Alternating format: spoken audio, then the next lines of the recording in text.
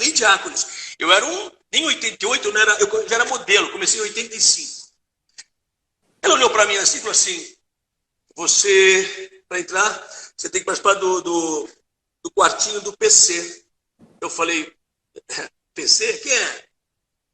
Quem é? É você, é o quartinho do pó e você cheira? Eu falei, não. Eu falei, não. Então não vai entrar. Dona Cleide Diáconis, em 88. Eu falei, tá sacanagem? Eu tô mais rindo, ela deu risada, uma senhora. Salve família, encanando aqui quem fala é o Davi e seja muito bem-vindo ao nosso humilde canal. Família, sempre que alguém, que não é do meio da mídia fala o que acontece nos bastidores da rede podre, nós mesmos já fizemos esse trabalho aqui por muitos anos, as pessoas que não estão despertas dizem que a gente tá falando sem prova, que a gente nunca teve lá pra saber, mas embora a gente nunca teve lá pra saber, graças a Deus inclusive, nós temos indícios disso, a gente vê os sinais disso. E temos o testemunho de pessoas que já fizeram parte. Mas mesmo assim, até que algum veículo de imprensa solte alguma coisa, é que isso é considerado verdade pela maioria. Então, sendo assim, a dica do nosso irmão estreante, inclusive Adolfo Monteiro, desde já fica aqui o nosso agradecimento, ela mostra que o que a gente falava se trata de uma realidade. Escuta bem, o negócio é tão pesado que eu não posso nem falar. Eu vou colocar, eu quero que você leia a legenda e as partes pesadas eu pulo. Ator Oscar Magrini revela conversa que teve com Cleide Diáconis. Para entrar na Globo, tem que cheirar pó e dar o... Entendeu? Você ouviu bem? Leia o que está escrito aí. O ator Oscar Magrini lembrou de uma conversa com a atriz Cleide Diáconis em 1988, em que ela o avisou. Para entrar na Globo, você precisa participar do quartinho do PC. É o quartinho do pó e do... Entendeu? Aquela palavrinha de novo, pequenininha. Complementou o artista, que fez a revelação durante uma live no Instagram da colega Maria Zilda Bethlen. A atriz então teria perguntado a ele, você cheira? Não. Você dá o seu? Não. Então você não vai entrar, respondeu ela. E aí essa grande matéria, essa enorme matéria se encerra.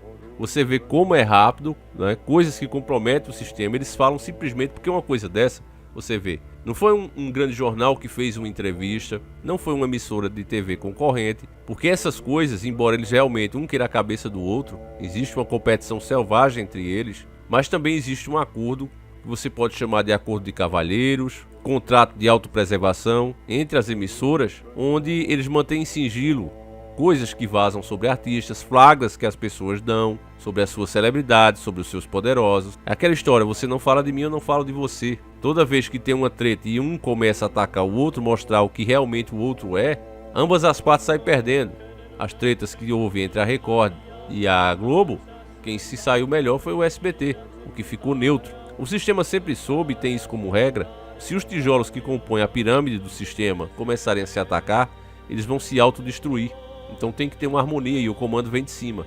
Nesse caso aí, a mídia tá falando e falou muito pouco, porque foi uma coisa que vazou na rede social, sabe? O cara já tá ali em fim de carreira mesmo, então ele abre a boca, sabe que não vai ter mais oportunidade mesmo, então vai soltando.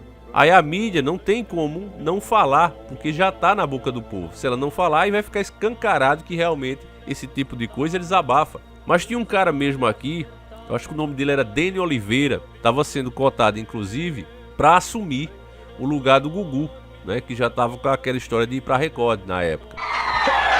Flávio Jean! Aê! E aí, esse cara teve um esquema aí, uma denúncia, uma denúncia de pedofilia. E você acha que a mídia local aqui falou sobre isso? Você acha que a mídia nacional falou sobre isso? Falaram muito pouco devido à grande repercussão que o caso teve, mas não deram a atenção que o caso deveria.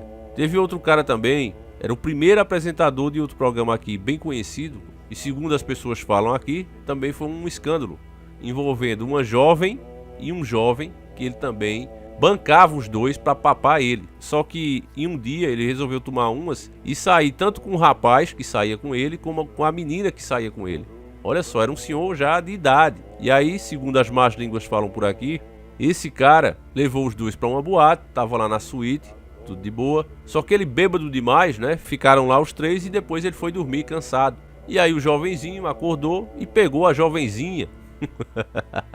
Quando ele acordou que viu o ato, começou a ser violento, queria atirar no rapaz, estava armado e foi um escândalo muito grande. Então tiraram o cara do ar, também não deram satisfação nenhuma ao público. Poucas pessoas sabem dessa história, outras julgam até que seja mentira. Se você pegar também depoimento de pessoas, né, de guardas, de policiais mais antigos que faziam blitz, principalmente em São Paulo, capital, eles têm muita história para contar, principalmente desses artistas globais. Os caras com as caras cheias de pó, depravando, andando com de menor dentro do carro, em situações mais do que suspeitas, se é que você me entende, festas nos apartamentos daquele jeito que você sabe, ao estilo grego. Só que tudo isso, meus irmãos, é abafado. Ai da pessoa que tenta falar. Primeiro que ela encontrava, né? Hoje não, que tem as redes sociais. Mas mesmo assim você vê que eles ainda abafam ou minimizam o caso. Falam aí, como você acabou de ver essa matéria, se limitando aos fatos e mais nada. Não tem opinião, não tem manipulação, né?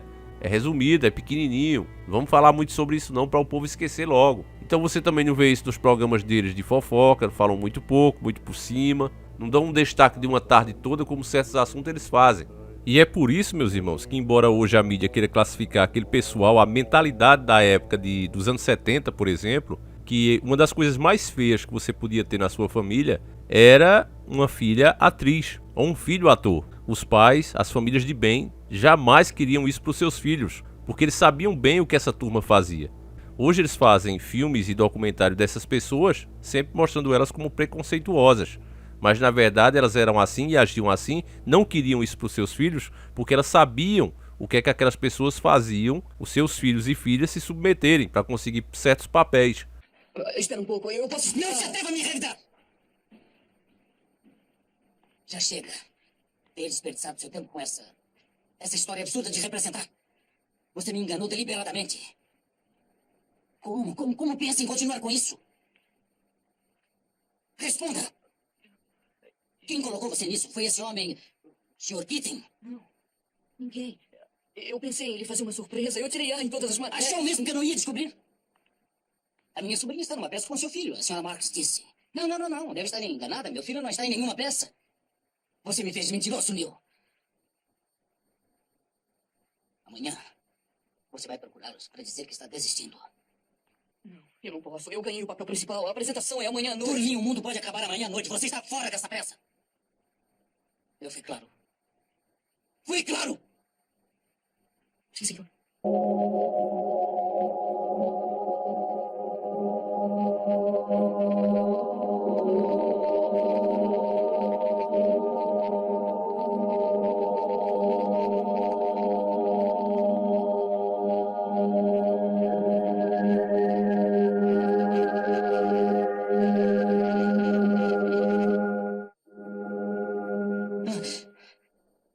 O que foi? O quê? Esse barulho.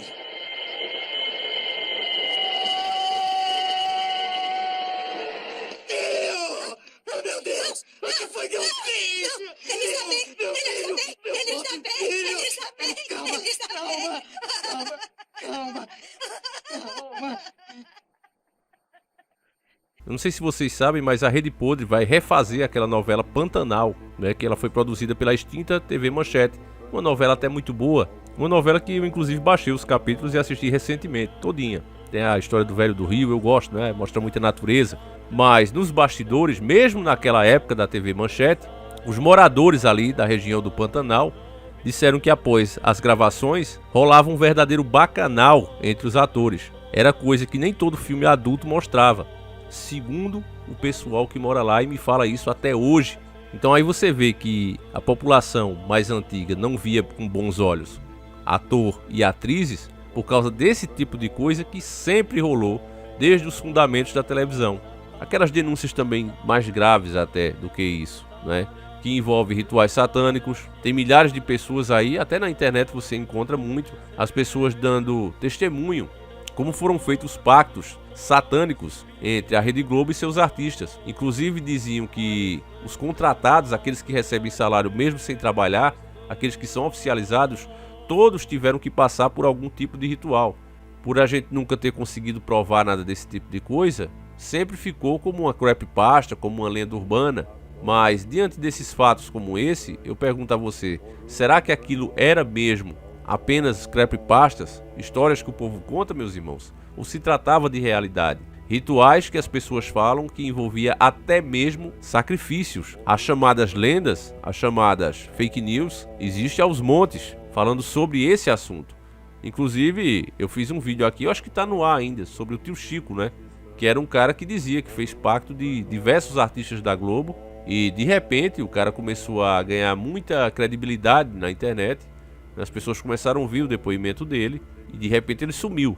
Muitos dizem que ele está vivo, que não teve problema nenhum com ele, que é só o povo que aumenta, mas não tem vídeo recentes do cara. O cara sumiu das redes sociais e você sabe que hoje é cada vez mais difícil você ficar, principalmente uma pessoa que causou tanta repercussão como ele, ficar completamente isolado de uma rede social. Ainda mais ele dizendo que era ex-bruxo, que cometeu inclusive crimes, né, dentro da sua seita para fazer esses sacrifícios até humanos. Isso, palavras do tio Chico. Tem esse vídeo aqui no canal, eu recomendo que você dê uma assistida, irmãos, porque, como está escrito, não há nada oculto que não venha a ser revelado. E parece que esse é o momento dessas revelações virem à tona. E ainda para aqueles que são mais céticos e que não dão importância nenhuma a esse tipo de assunto, meu irmão, eu peço que você só pare um minuto e veja como eles se esforçam para destruir a família, a moral, os bons costumes, denegrir o próprio cristianismo o tempo todo. Ao longo dos anos você deve ter percebido isso, que a Globo inclusive às vezes paga um alto preço por fazer esse tipo de coisa. Atitudes que não condizem com empresários querendo ganhar dinheiro, empresários batalhando pelo seu pão, empresários que pensam em cada vez lucrar mais, porque a ideia de mercado é essa. Não, todo mundo está interessado em vender mais, ter mais anunciantes e etc, ter mais audiência. Mas você vê esse pessoal sacrificar a própria audiência, ter a maioria da opinião pública contra eles mesmos, baixar a qualidade da programação, mas inserir cada vez mais essas ideologias chamadas progressistas, que na verdade eu classificaria como paganistas. Isso sim, elas são pagãs, doutrinas antigas pagãs, eles estão tentando reviver e colocar e implementar na sociedade, inclusive forçando isso através de leis. E aí a gente pensa, se não houvesse de fato um interesse espiritual aí, uma crença espiritual, um objetivo espiritual, não haveria motivo para uma empresa se comportar desse jeito. Então, irmãos, diante dessa denúncia que apareceu aí por acaso, o que você acha sobre esses temas? Você acha que a Rede Podre é vítima realmente de fake news e calúnias? Ela e seus artistas? Não existe isso de pacto, não existe isso de, para entrar na empresa, tem que se submeter à vontade dos seus diretores, das suas pessoas poderosas, que a gente sabe que tem um comportamento nada civilizado, totalmente contra a moral e os bons costumes. Deixa aí a sua opinião, irmão, o que é que você acha? Eu faço questão de ler e a gente vai encerrando esse vídeo por aqui e volta amanhã, se assim o Criador permitir. Então, meus irmãos, fiquem todos com Deus, um abraço e não esquece de ativar o sininho, de deixar o seu like e comentar.